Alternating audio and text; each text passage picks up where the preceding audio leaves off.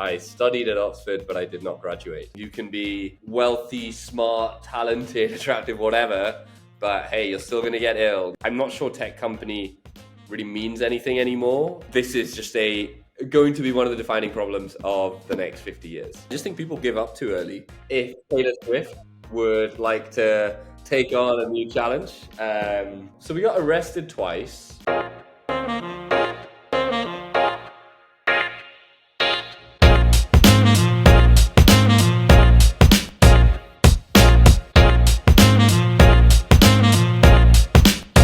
Hello, everyone. Welcome to the Breaking Uneven podcast. We love to talk shop, uncover the beauty of failures, and play a few games.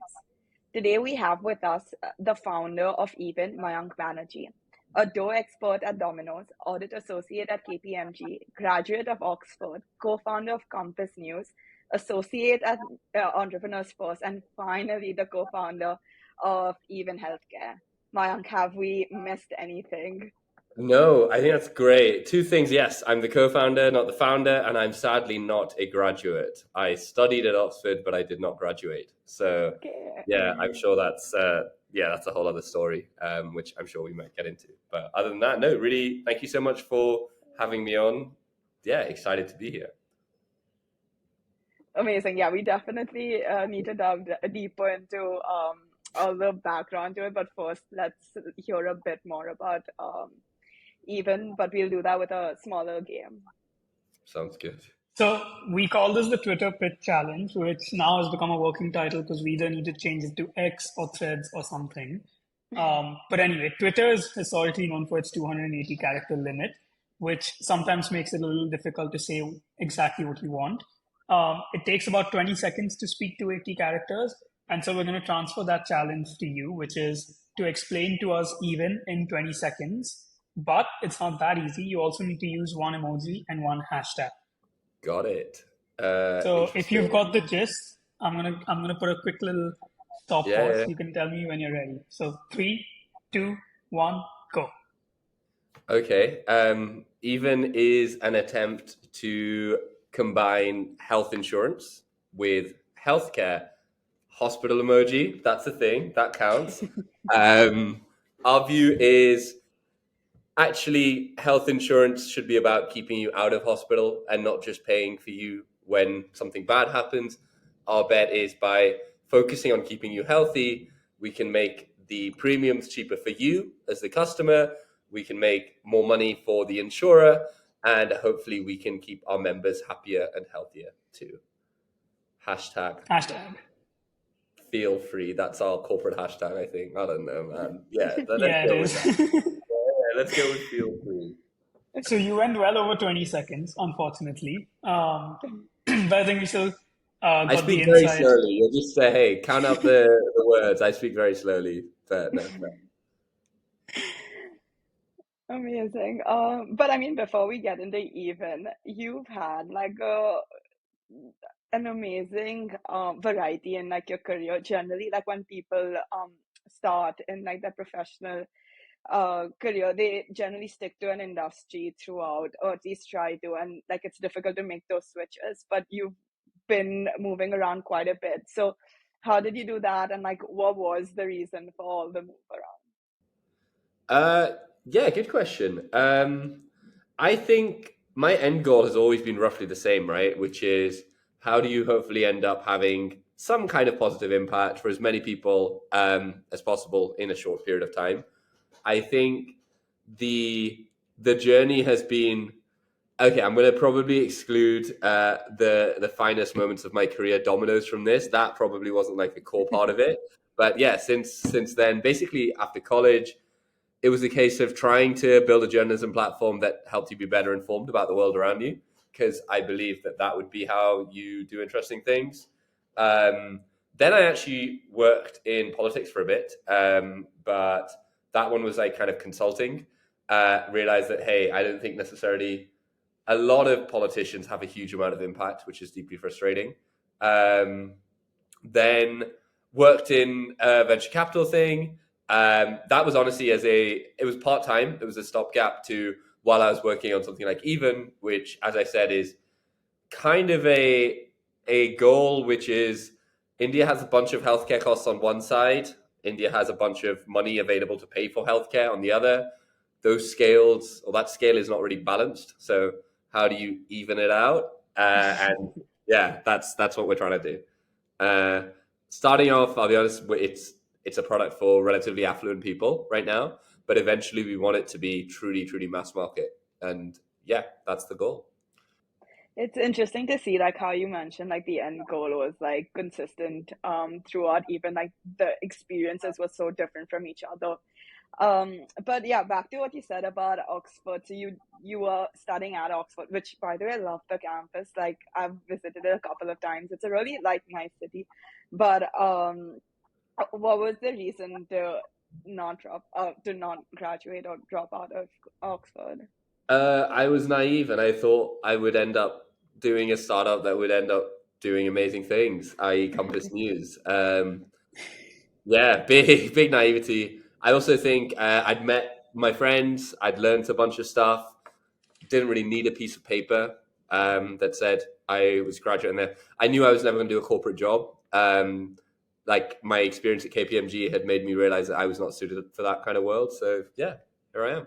So I have a very pointed question, which is when you had your personal LinkedIn description for your time at Compass News was to build a sustainable business model in journalism. Yeah. And so let's say what was the most idealistic version of a sustainable business model in journalism?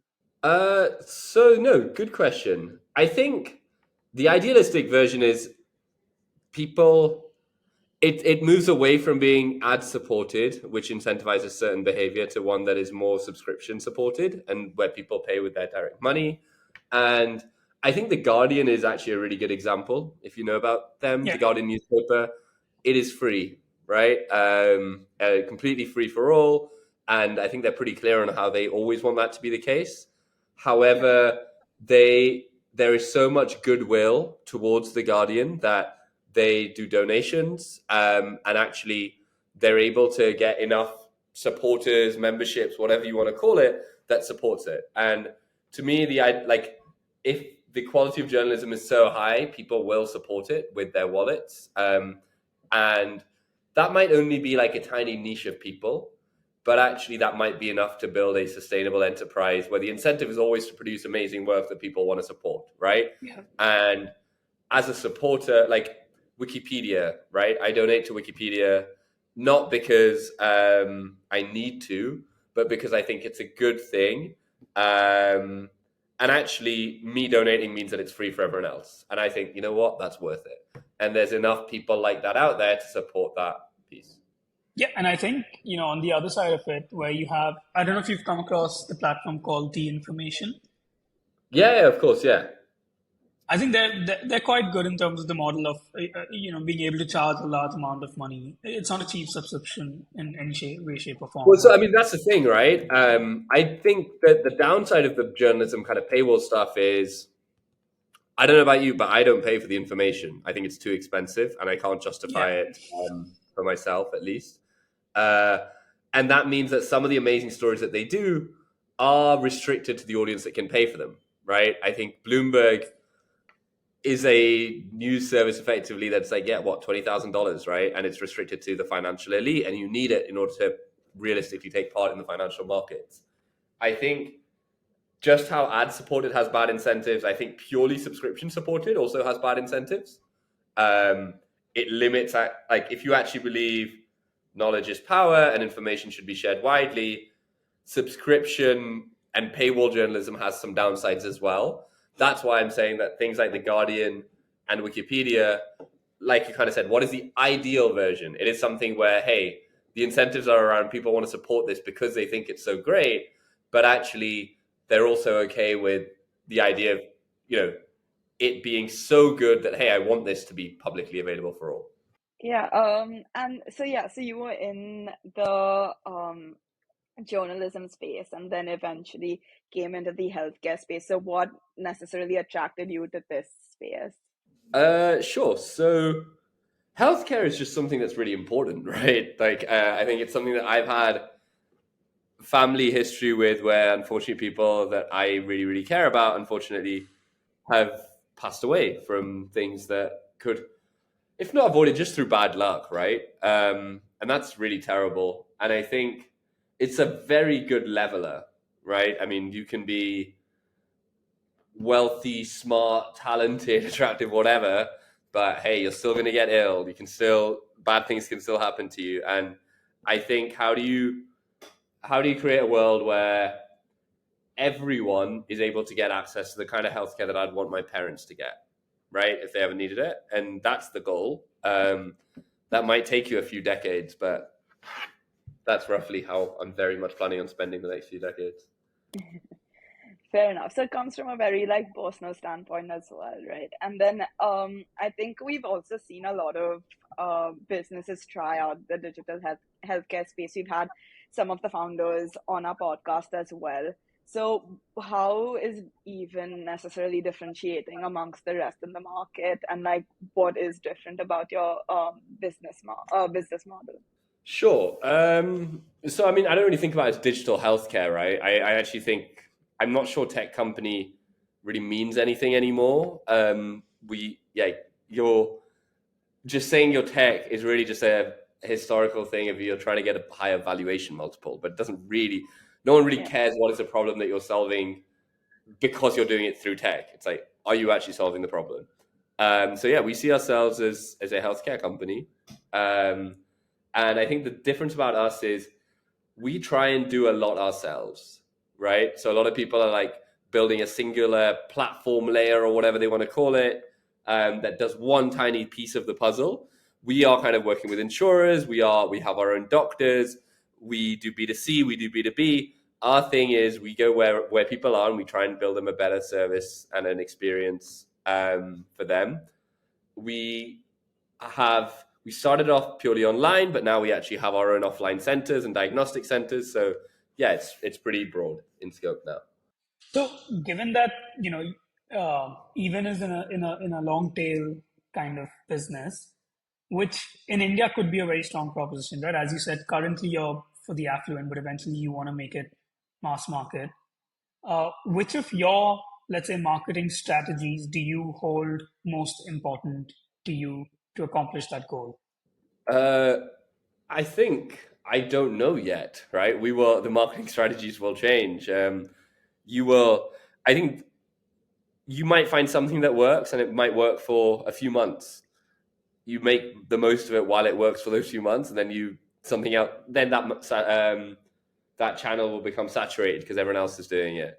And then you have to find a new one. And I think more than that, it's I think, are there certain things that we don't want to do? So I think with something like insurance and healthcare, a lot of the ways that it's often sold is fear. I think we do not want to be an organization that sells based on fear, right? I think that is, at least for us internally, quite important. Who knows? I hope that doesn't change, but at least for now, I think that's really, really important. Yep. And we want to always stress that we are just as much of a healthcare company as we are an insurance kind of entity.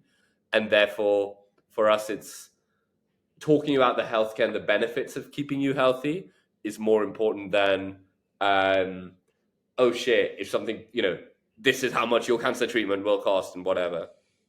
Interesting. So, there's, if you consider other markets like the USA or the UK, they're historically known to have a very large chunk of their annual healthcare spends as, wasted efficiencies, etc. Yeah. And compared to India, the costs there are also much, much higher, even if you take into account purchasing power parity. So would something like an even, could you make it work in a market like the USA or the UK? Yeah, 100%. It's just something that I think we're laser focused on India. I think if our goal as a company, as I said, right, is to find a way to cut down healthcare costs so you can make, universal healthcare more affordable. I think India is where this problem is particularly extreme right now. But if you fast forward 20 years, every single country in the world that has any kind of welfare state will be trying to deal with this problem, right? Of actually, hey, shit, our populations are getting older, they're getting more and more ill. How do we afford to pay for all this? I think this is just going to be one of the defining problems of the next 50 years, other than climate change, honestly. So, yeah, it's something that's really, I think it can help. I think we're pretty focused on India right now. Yeah, fair enough. And even like um, India specifically in the healthcare space or even in the insurance space, it's quite difficult to break into.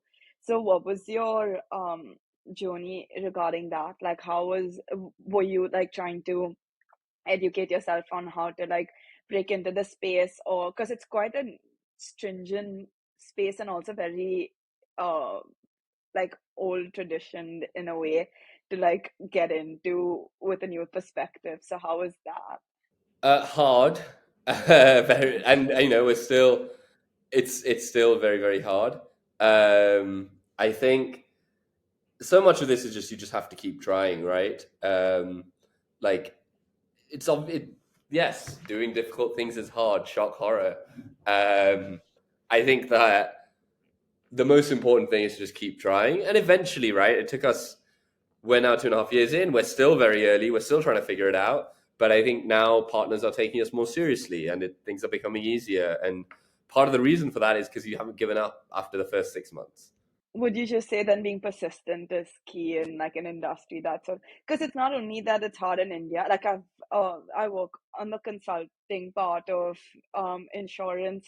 Like I've seen it from even like the UK space. Like overall insurance and that part is just difficult to deal with because of so many regulations or so many things that are in place. So like for you at even, was it just being persistent with like your either like your vendors or the insurance companies or um your clients to like get through all those barriers to like make it and be able to build where even currently is?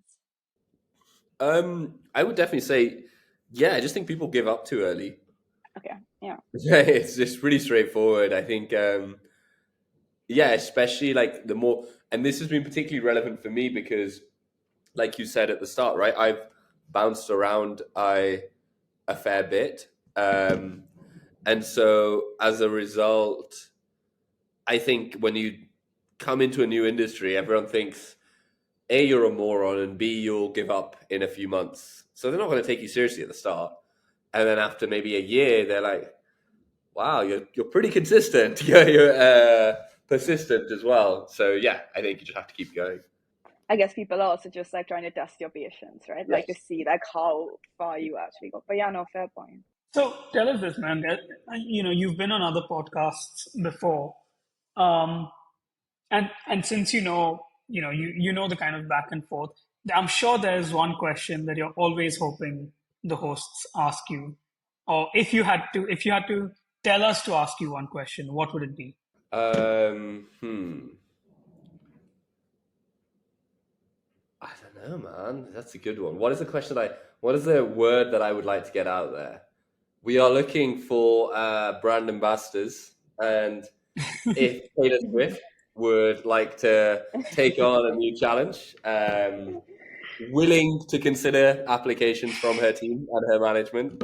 I I know she's a bit busy. We also have a pretty high standard, but I think yeah, I we would be open to the possibility of exploring something there, as long as I So can get tickets to the Eras tour.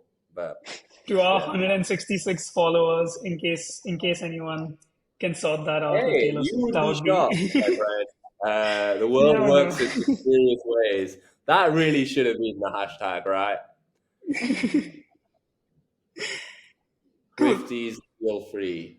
That works. Let's do that. I think I would like that. I mean, yeah, we already know the power of Swifties. They can literally be their own country at this point. I know, right? And like, come on. I think, hey, if let's do it. We will, I would when she love to be does her president of tour that in country. India, we will donate all the blue balloons that we can for it. It will be on our house. So yeah, very generous like that.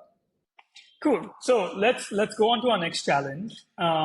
It's called Two Lies, One Truth. Very simple. You know, you might have played it over drinks at some point, but the idea is whether it's challenges or achievements or a combination of both. You would be giving us three statements. One, which is an actual truthful statement, and two false statements. We then have to kind of guess which one is the truth. You know what I'm doing? I'm literally opening up my fucking Hinge. Sorry, I'm not allowed to swear. I'm opening up my Hinge profile. I think I've used this before somewhere. Oh no, no, that's not there either. What is it? Let's think. I have swum the English Channel. I hitchhiked from China to France, and I had a after party with the Game of Thrones stars. I'm going to go with number three. I think that's the truth. Janvi? Yeah, I was thinking that as well, but I'll go for number two, hitchhiked from China to France. Well, okay, congratulations. You're both right because I messed it up and I did two truths and a lie. But no. Damn! Woo! Everyone's on first.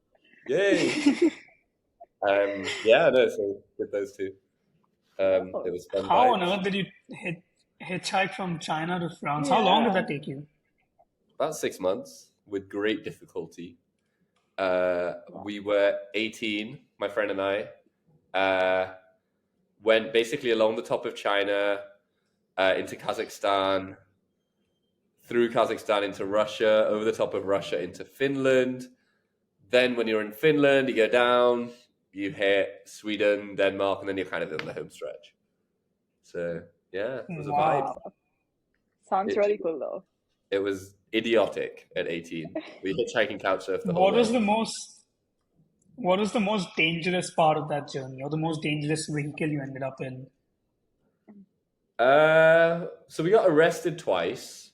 Oh, And yeah, I got robbed once. So yeah, it was a vibe. I think All of it was dangerous. I would say all of it.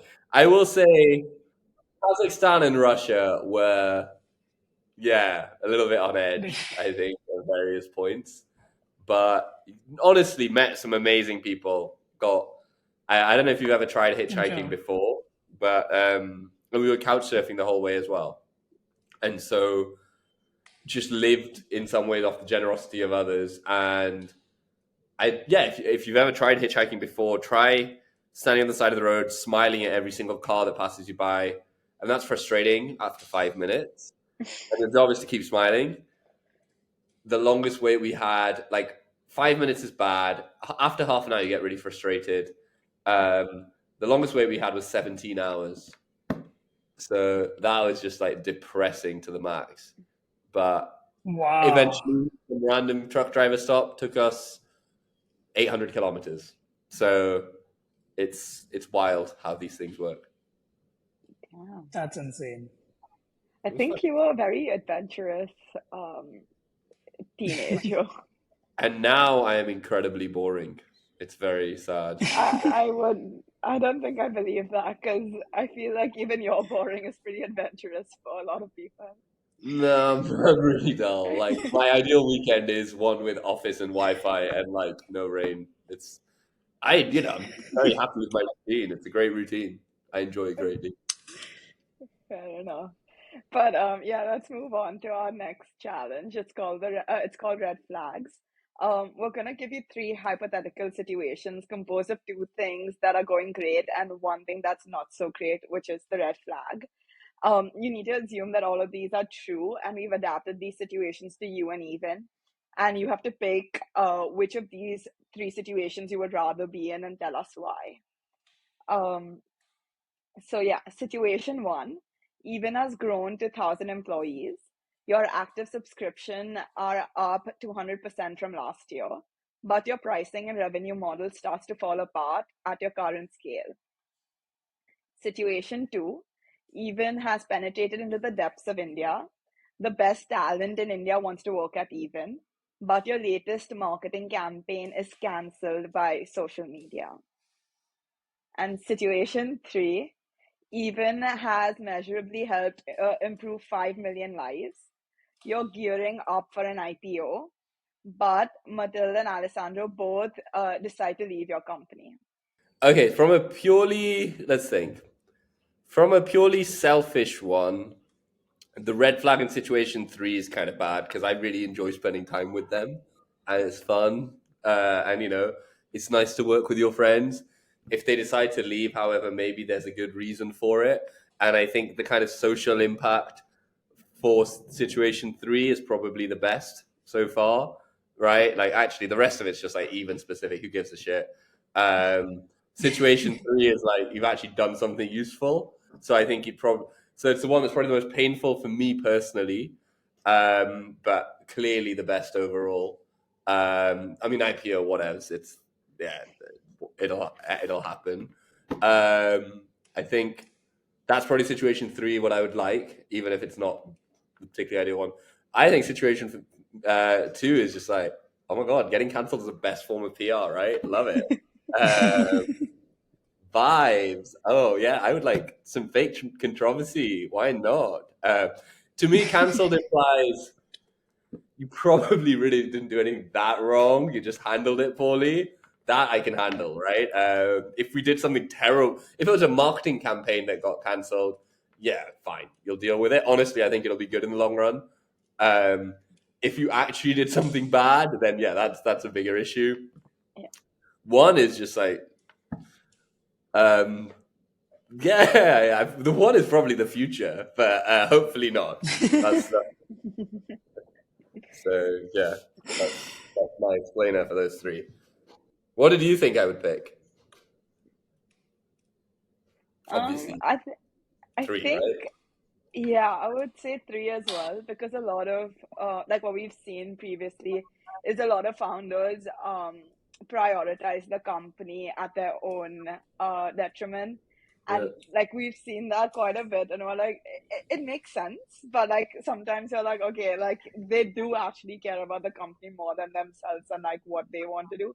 And also we've played the thing where like co-founders leave your company, and we always put it as a red flag, but I was about to meanwhile say maybe some people like finally got rid of them. Amazing. but Yeah. everyone always twists it and makes it like, oh, but they've done it for like there would be a good reason why they've left, We've or got Yeah, that like yeah, exact response. yeah. you know. To be honest, Interesting. I thought you'd pick situation two only because of the green flag that even has penetrated into the depths of India.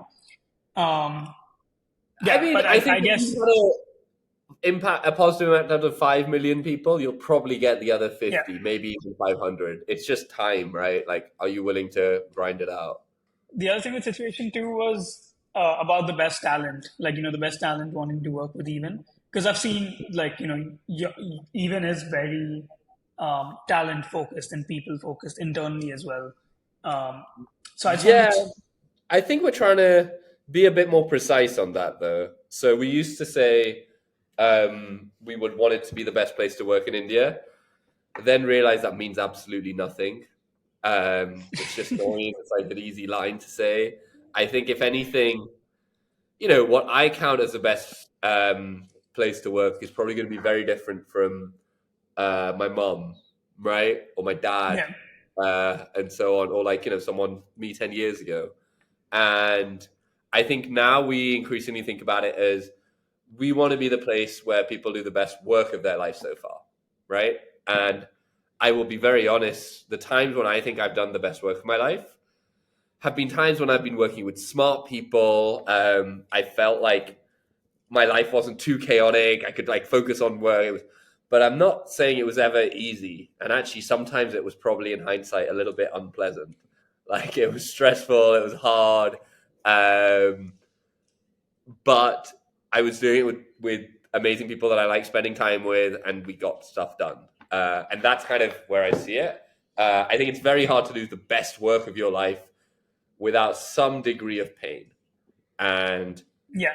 that is the reality. At least that's what I think. And some people might completely disagree, and they might be incredibly talented. and they might think that's a toxic way to think about things, maybe they're probably not going to enjoy working with me, at least.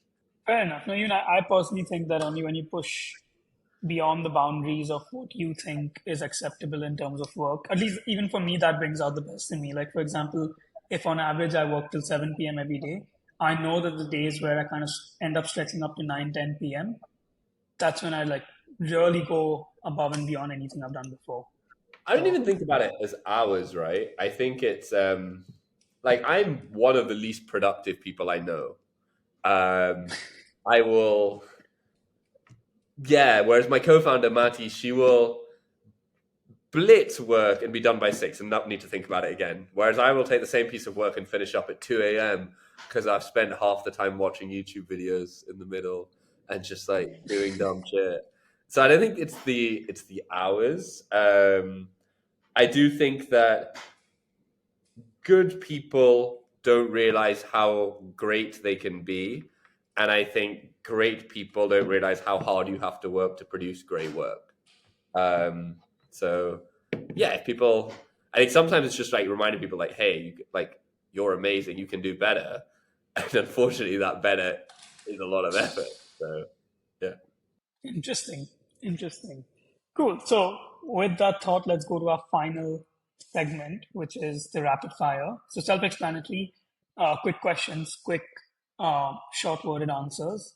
And cool. I'm just going to get right into it. So question 1, how many days of leave have you taken in the last year? I don't know. Not like I'm not one of those people that enjoys it. I find taking leave frustrating and distracting and annoying. But I think that's very toxic and unhealthy, and other people should not follow that. And live the life they want to lead. What was your proudest moment with Even? I'm not sure pride is a feeling. Like, I feel lucky to work with lots of people. I think we're gonna hit 100% consumer retention on cohorts this time around, which I just know is insane. And literally, I've not heard of any company ever doing that, and I'm kind of excited about that. So that's pretty cool. That makes me feel hopeful that this could be a thing. Really cool. What was one time that you felt like you let Even down? Oh, every day. Every fucking day, man. Every time you open a YouTube video. No, that's just priced in. No, I think we were very naive with regulators at the start. We did the whole like tech move fast, break things. We weren't respectful. We were naive, and when I say we, that was me. And I think even the company suffered for the naivety of me as one of the co-founders, and that's really terrible. But we'll work. We'll fix it. Take some time. No one's made me feel too guilty about it, but that's his life. What was your biggest sacrifice to make Even possible? No, I don't know. I think it's been pretty good. Like, I miss some of my friends. I miss all my friends, but like some of my friends outside of India, I miss spending time with them, being around them. That's a bit sucky. But I've made some amazing new friends in India, so it's fine. But like, yeah, the only thing is I wish I could see my parents are here all the time. They're literally here every 6 weeks, so that's fine. My family is here anyway. The biggest one is, just missing some of your friends. Birthdays, parties, weddings, stuff like that. Yeah. I think even we felt that when we were over in the UK, because I used to study there. Yeah. And, like we used to study together, and then we were working there. Janvi's still in the UK. Oh, amazing. But cool. What healthcare did you have before Even? Here's a really awkward thing. I still don't have it even after Even. We have like company insurance, and at some point I will buy like a retail cover. But I'm just like, yo, I've got the company one. I'm good. I'm like, if I would like to think, I know I'm going to be at this company for a little while, so I'm just like, Even does corporate, I'm covered by us, but actually like a lot of our members buy their own stuff, and I'm kind of like, it makes sense, and I should, but I'm not planning on leaving this job anytime soon, so there is that. I bought it for all my family though. Or I bought it. Yeah, I bought it for my family. But I guess for me, I'm kind of like, well, I use it every day, so it's terrible. Fair enough. Who's your strongest competitor? Oh, this is like, what did Netflix say? Sleep, right? Illness. I don't know. I think I don't really think about it. Strong. I think this is such a big problem that I want someone. It would be so much better if there were other people solving this problem. So, I think we have an amazing team, but some of it is like, we're making it up as we go along. I think the really interesting realization you seem to come to when you're like, everyone is making it up as they go along. And I think that's the biggest difference between like me now and maybe me 10 years ago when you thought, oh, the world is run by these ubermenches that know exactly what they're doing. Like there's all a grand plan and like you just need to learn from them. And actually, I'm just like, wow, it's, you saw that meme, right? That kind of, the more you fuck around, the more you find out. That Yep. is, Yep. I'm disappointed at how true that is. And how actually that seems to be everyone's strategy. But let's see. Cool. What is the biggest embarrassment you've ever faced? Cringe, cringe, cringe. I've had some cringe moments, man. Um, I did a, I did the union at college, which is like a debating society, and I was bad. I had like the showpiece debate, and I was bad. And the worst was like, I think it's easier um, when you're disastrous, right? Like, because then you can be like, oh, something just went wrong, and oh yeah, like people give you a free pass. They're just like, oh my god, it was Yeah. just so disastrous. This is just, I was bad. I was lower than average, and that was the worst one. When people are saying, "Oh yeah, that was really good, yeah, yeah," and that they think you were shit, you were shit, but they're too polite to say it. Whereas if you just completely frozen up, it's easier, right? Because then they're like, "Oh, it Yeah. happens to everyone." It's like this one's like, "Oh my god, that was bad." That was, yeah, not great. All That's right. it. Do you prefer books or podcasts? Neither. I'm sorry. Yeah, articles. Articles for the win. I'm too dumb for podcasts. My brain, like as I'm listening to something, will like go off in four different directions. And by the time I get back to listening, I'm like, shit, what did I miss? Uh, and I think when it comes to fiction, I prefer visual storytelling. And when it comes to nonfiction, I think most nonfiction books are books because of a lack of business model for articles. Like I think like there are very, very few nonfiction books that I think justify like 50,000 words. They should be a 10,000 word article. Interesting. Do you Yeah. prefer iPads or notebooks? Or neither? Phone, notes, just literally the notes app. That is my entire life. I have a to-do list. The notes app is my entire life. I think, yeah, there's like, oh yeah, all these like different note-taking platforms. I'm just like, no, it's just write things down. It's not that difficult. It's pretty straightforward. Are you a morning person or a night owl? Or in your case, I don't know, maybe it's afternoon, dusk, or dawn.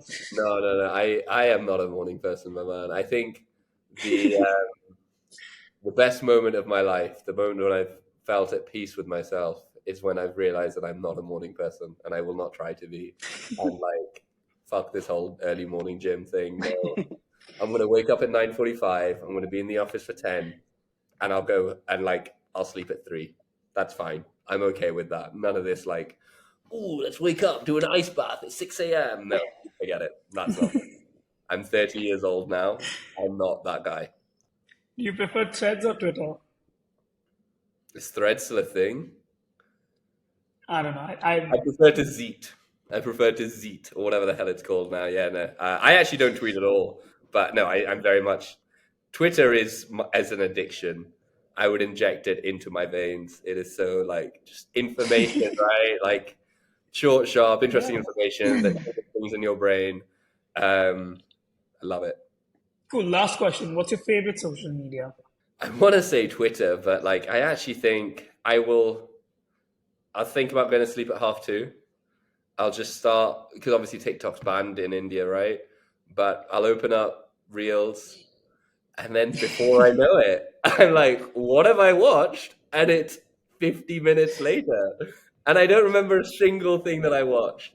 And the only good thing is like I think one of my most favorite things to do with someone, just to mess with them and learn who they are, is open up their Instagram and just click on the search icon and just see what are they into.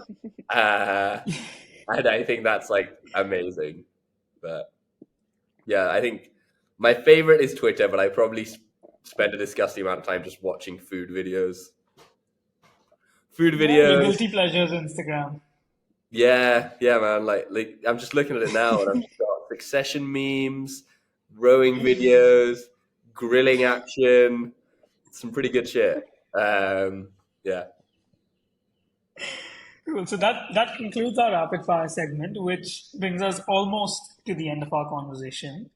Before we let you go, we ask each one of our guests to ask our next guest a question. So we're going to first ask you your question and then ask you to give us a question for our next guest. Okay. So your question is: if you had an investor coming in and putting in exactly the amount of money required to take the company from that 0 to 1 and really be beneficial for the company, but the trade-off would be you leaving the company, what would you do? But does the company get there?